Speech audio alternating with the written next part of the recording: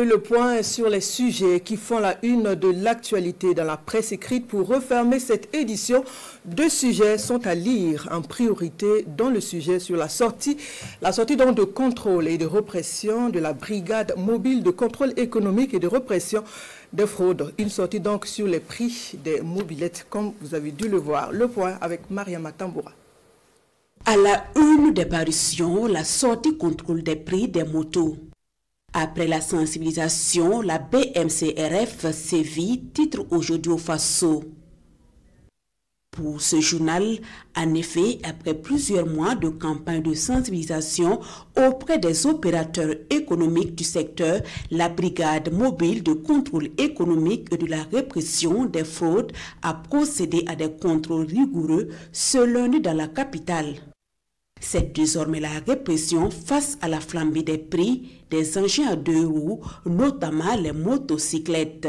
Pendant que les Burkinabés saluent l'initiative et en attendent plus dans les colonnes du journal Le Pays, le journal Le Quotidien revient sur les réactions des commerçants qui appellent à l'indulgence du gouvernement.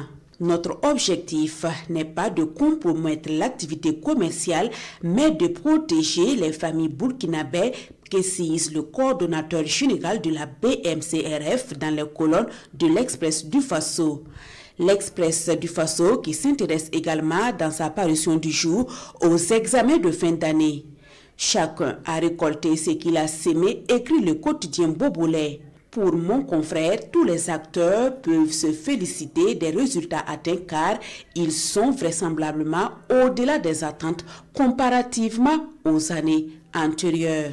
Ces résultats viennent nous rappeler qu'avec l'engagement et la détermination de réussir, nous pouvons obtenir les résultats que nous voulons. Comme on aime le dire, il n'y a pas de miracle, seul le travail bien fait paye. Aussi, les acteurs de l'éducation nous invitent-ils, chacun, en ce qui le concerne, à inscrire ses actions dans l'engagement et la détermination afin qu'elles portent les résultats probants. Les acteurs de l'éducation n'ont pas attendu qu'on vienne leur donner pour réaliser les résultats qu'ils ont obtenus, analyse le quotidien Bobolais.